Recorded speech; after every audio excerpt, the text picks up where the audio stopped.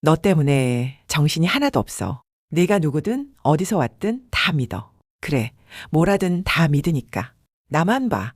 다른 새끼 다 집어치우고 나만 봐. 이 장면 기억나시나요? 힘이 쭉 빠진 차세계가 자신도 왜 그런지 이해도 되지 않고 주체할 수 없는 감정에 지쳐 신설이 어깨에 기댄 채 한 말이었어요. 신설이 때문에 미치겠다는 사람이 됐어요. 그런데 정작 차세계 본인은 그 이유를 몰라요. 가진 것 하나 없는 신설이한테 왜 자꾸 마음이 쓰이는지, 왜 꿈에 그 얼굴이 자꾸 나오는지, 왜 신설이가 다른 사람을 쳐다보기만 해도 미치도록 짜증이 나는지. 그런데요, 같은 영혼이었던 조선의 청원대군은 정반대였어요. 강단심을 향한 마음을 그림 한 점에 묶어두고 끝내 한마디도 전하지 못한 사람이거든요. 같은 영혼인데 한쪽은 묻어두고 한쪽은 좋아하는 감정을 주체할 수 없어요. 차세계가 신설이를 미치도록 좋아하는 심쿵한 장면과 대사들로 이번 영상을 채워볼게요. 안녕하세요. 영화와 드라마를 잇는 무비있다입니다. 구독과 좋아요는 영상을 만드는데 큰 힘이 됩니다. 차세계는 처음부터 좋아한다 말하는 사람이 아니에요. 오히려 끝까지 부인하는 사람에 가깝거든요. 신설이가 고소건으로 경찰서에 있는 걸 알고는 차세계가 찾아오거든요. 신설이가 짚어주죠. 차세계, 이 밤중에 내가 걱정되어 달려온 게냐? 차세계가 즉시 발끈해요. 아니야. 걱정돼서 온 게 아니라 그냥 을에 대한 갑의 정당한 보호관리 차원이지. 같은 호흡으로 한 줄을 더 얹어요. 엎어지면 코 닿는 그런 거리기도 하고 본인이 사적으로 신경 쓰인다는 인정 한마디가 그렇게 싫어요. 그런데 그 부인이 길어질수록 신설이가 더 정확히 짚습니다. 내가 걱정되고 보고 싶어 온 게지. 차세계가 어이가 없다는 듯이 한마디 하죠.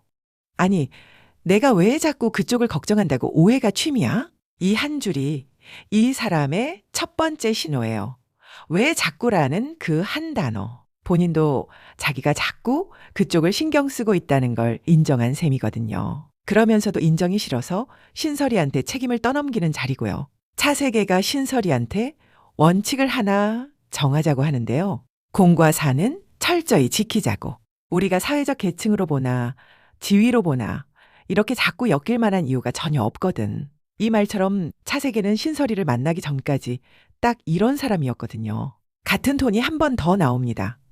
신설이가 또 짚어주니까 차세계가 정색해요. 걱정은 무슨. 나는 일평생을 남 걱정이라는 걸 해본 적이 없는 사람이야. 내 걱정만 해도 머리가 빠개지는구만. 차세계는 언제부터인가 같은 꿈을 반복해서 꾸고 있어요. 조선시대로 보이는 어느 자리에 신설이와 닮은 한 여인이 자꾸 나오는 꿈이거든요. 그런데 그 꿈이 묘해요. 본인이 일어나 보면 자기도 모르는 사이에 얼굴에 눈물 자국이 나 있는 거예요. 본인이 왜 우는지도 모르는 채로요. 이 꿈을 차세계가 친구한테 털어놓는 자리가 있습니다. 마침 그 친구가 정신과 의사예요. 차세계가 풀어놓는 꿈 이야기를 다 듣고 친구가 한마디를 던집니다. 첫사랑이 나왔거나. 차세계가 즉시 발끈해요. 첫사랑? 미쳤냐고요. 그러자 친구가 한 줄을 더 얹어줘요. 전생에 내 첫사랑은 아니래.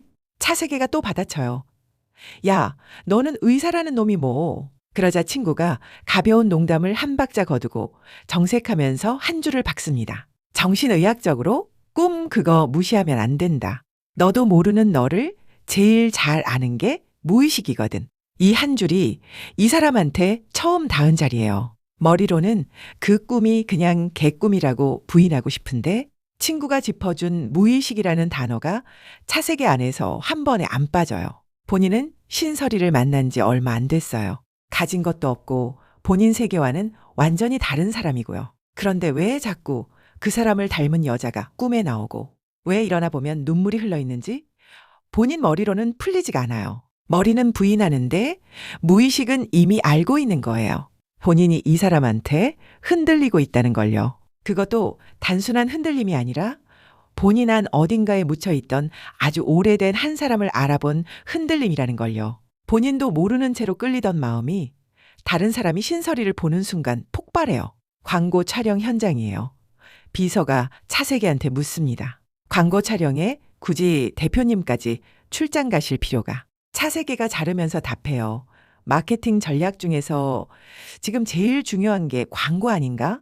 대표가 당연히 현장에서 직접 진두지휘해야지. 대표가 광고 현장 출장을 직접 챙긴 적이 없는 사람이에요. 그런데 신설이가 모델로 나오는 그날만 본인이 직접 갑니다. 모니터 앞에 앉아서 한마디를 흘리고요. 개인 화보가 아니라 제품 광고 촬영인데 모델이 혼자 너무 과하게 튀어서 문제잖아요. 스태프가 의아해서 묻습니다. 그렇게 튀진 않는 것 같은데? 그러자 차세계가 본심을 흘려버려요.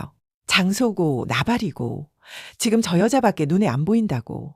광고가 어떻고 모델이 어떻고 하는 척하지만 사실 본인 눈에는 그냥 신설이밖에 안 들어와요. 트집 잡을 거리를 찾고 있는 거예요. 신설이가 너무 튀어서 다른 사람들이 들여다보는 게 못 견디겠으니까요. 그런데 그 질투가 가장 격렬해지는 자리가 따로 있어요. 다른 누구도 아닌 최문도 이름이 나올 때거든요. 차세계는 유독 신설이가 최문도를 만나는 걸 극도로 싫어해요. 왜 그럴까요? 전생이었던 청원대군이 안종에게 강단심을 빼앗긴 그 무의식이 자리 잡고 있어서 그런 걸까요? 아니면 지금 시대에도 최문도가 본인을 위협하고 있는데 신설이마저 위험에 빠질까봐 극도로 불안해서 그런 걸까요? 어느 쪽이든 한 가지는 확실해요. 청원대군이었을 때도 차세계일 때도 신설이를 지키고 싶다는 그 마음 한 줄기는 변함이 없다는 거요. 최문도와의 대치 끝에 흔들린 차세계는 신설이에게 그 분노와 의심을 그대로 쏟아붓습니다. 왜 최문도 만난 거 말 안 했어? 내가 너한테 그렇게도 못 믿어온가? 얼마나 더 호구처럼 매달려야 마음을 열어줄 거야. 이 대사들 진짜 차세계답지 않나요? 세상 한 번도 누구한테 매달려 본 적 없는 남자가 호구라는 단어까지 입에 꺼내는 거니까요. 본인이 호구가 됐다는 그 인정 한마디가 사실 더 큰 본심이거든요. 그러다가 신설이한테 뺨을 맞아요. 그리고 거기서 한 번 더 무너지는데 이번에는 분노가 아니라 진심이 터져 나옵니다. 너 때문에 정신이 하나도 없어. 네가 누구든 어디서 왔든 다 믿어. 그래, 뭐라든 다 믿으니까. 나만 봐. 다른 새끼 다 집어치우고 나만 봐. 차세계가 신설이 어깨에 기댄 채 흘렸던 그 말. 평생 흑백 논리로 사람을 잘 나온 사람이 네가 누구든 어디서 왔든 다 믿어라는 한 줄을 입으로 흘려요. 청원대군이 강단심한테 끝내 못 전한 그 한마디가 차세계 입에서 다 새어나오는 자리예요. 그렇게 한번 본심이 터지고 나니 차세계가 다른 자리에서도 한 줄씩 본심을 흘리기 시작합니다. 가장 조용하게 인정하는 자리부터 볼게요. 나는 네가 어렵다. 이상하게 알수록 어려워. 차세계는 본인이 누구한테 어렵다고 말하는 사람이 아니에요. 그런데 신설이한테는 어렵다고 해요. 그것도 본인이 왜 그러는지 모르겠다고 인정해요. 그리고 그 다음 한 줄이 결정타예요. 내가 많이 좋아해서 그런가. 본인이 왜 신설이한테 그렇게 흔들리는지 본인 입으로 푸는 자리거든요. 그것도 거창하게가 아니에요. 혼잣말처럼 슬쩍 흘리는 톤이에요. 그래서 더 진짜인 느낌이 들고요. 같은 톤이 한 번 더 나옵니다. 원래 사랑은 사람을 바보로 만든다는데 그게 뭔 소린가 했는데 이제야 뭔 말인지 좀 알아먹겠네. 이 사람이 지금까지 사랑이라는 단어를 비웃어온 사람이에요. 사람을 바보로 만든다는 그 말도 헛소리라고 생각해온 사람이고요. 그런데 그 헛소리가 본인 안에서 일어나고 있는 걸 인정하는 자리예요. 그리고 두 사람만의 자리에서 차세계가 또 한 줄을 얹습니다. 평생을 흑 아니면 백, 아군 아니면 적군 이런 전쟁통 속에서 살았어. 근데 너는 처음으로 생긴 내 편이야.